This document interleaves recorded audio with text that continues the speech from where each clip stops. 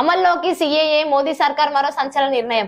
దేశంలో మరికొన్ని రోజుల్లో లోక్సభ ఎన్నికలు జరగనున్న వేళ నరేంద్ర మోడీ నేతృత్వంలోని ఎన్డీఏ సర్కార్ సంచలన నిర్ణయం తీసుకుంది. పౌరసత్వ సవరణ చట్టాన్ని అమలు చేస్తున్నట్లు కేంద్ర ప్రభుత్వం ప్రకటించింది. గతంలోనే పార్లమెంట్ ఆమోదం పొందిన ఇంకా అమల్లోకి రాని పౌరసత్వ సవరణ చట్టానికి సంబంధించిన తాజా కేంద్ర ప్రభుత్వం గెజిట్ విడుదల చేసింది. నేటి నుంచే భారతదేశంలో పౌరసత్వ సవరణ చట్టం అమల్లోకి వస్తుందని కేంద్రం ఈ సందర్భంగా వెల్లడించింది.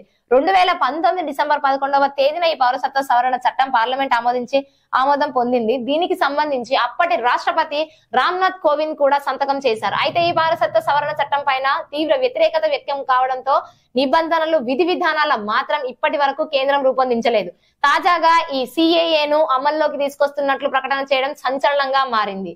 2014కు ముందు పాకిస్తాన్, బంగ్లాదేశ్, ఆఫ్ఘనిస్తాన్ దేశాల నుంచి భారత్ కు వచ్చిన ముస్లింయేతర పౌరులకు భారత పౌరసత్వం కల్పించడం కోసమే ఈ పౌరసత్వ సవరణ చట్టం ప్రధాన ఉద్దేశం. ఎవరైతే హిందువులు, క్రైస్తవులు, సిక్కులు, జైనులు, బౌద్ధులు, పార్సీలు 2014 కంటే ముందు భారత్ కు వలస వచ్చిన వారికి మన దేశ పౌరసత్వం కల్పించనున్నారు. అయితే 1955లో వచ్చిన పౌరసత్వం మిగతా 2వ పేజీలో కంటిన్యూ అయింది.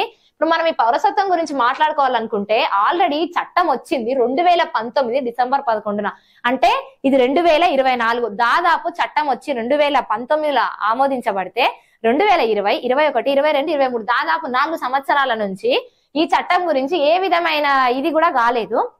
మరి ఇప్పుడు అమల్లోకి రావడానికి గల కారణాలు ఏందంటే లోక్సభ ఎన్నికలు దీనికి మెయిన్ కారణం అని చెప్పుకోవచ్చు. 4 సంవత్సరాల నుంచి చట్టానికి ఏ విధమైన ఇది లేకుండా పెట్టినట్టుగానే ఉన్నాయి. అంతేగాని దాని గురించి ఏ విశ్లేషణ ఇవ్వకుండా 2024 అంటే గత 4 సంవత్సరాల ముందు నుంచి ఏం చేసింది ప్రభుత్వం, ఇప్పుడు ఎందుకు దాన్ని తీసుకొస్తున్నారు? అయినా దేశంలో, మన భారతదేశంలో ఉన్న జనాభా సరిపోతలేదా అండి? ఉన్న జనాభాకే సరిగ్గా నిత్యావసర వస్తువులు ఏమి లేక ఉన్న ధరలని పెంచుకుంటా ఆ ట్యాక్సులని ఈ ట్యాక్సులని తినే తిండి దగ్గర నుంచి మొదలు పెడితే వాడుకునే బండిల పెట్రోల్ దగ్గర నుంచి అన్నిటికీ నిత్యావసర దానికి ధరలన్నీ పెంచుకుంటూనే పోతున్నారు. ఇంకా పౌరసత్వం తీసుకొచ్చి వాళ్ళని కూడా ఇళ్ళనే కలిపితే దేని గురించి, ఎవరి స్వలాభాల గురించి చేస్తున్నారు, ఎవరి కోసం చేస్తున్నారు, ఇది దేనికి ఉపయోగపడుతుంది, అసలు దీన్ని చేస్తున్న కారణాలు ఏందనేది ఒక్కసారి మీరు ప్రజలకు వివరించాలి.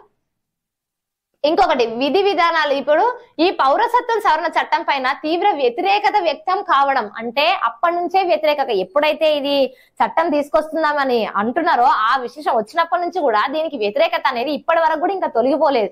అంటే నిబంధనలు, విధి విధానాలు మాత్రం ఇప్పటి వరకు ఇంకా కేంద్రంలో రూపొందించలే. కేంద్రంలో కూడా ఇంకా ఇప్పటి వరకు కూడా రూపొందించక ముందే మీరు ఈ పౌరసత్వాన్ని ఇది నేటి నుంచి భారతదేశంలో పౌరసత్వ సవరణ చట్టం అమల్లోకి వస్తుంది అని కేంద్రం ఎట్లా ప్రకటిస్తారు? అంటే విధి విధానాలు మార్చరా? నిబంధనలు ఏం లేవా? వద్దు అన్న వాళ్ళు ఇంతమంది తీవ్రంగా వ్యతిరేకాలు ఉన్నా కూడా దానికి మీరు కరెక్ట్ గా సమాధానమే చెప్పకుండా ఎట్లా మీరు సొంత నిర్ణయాలు తీసుకొని ఈ రోజు నుంచి భారతదేశం అనేది వెలువడిస్తారు?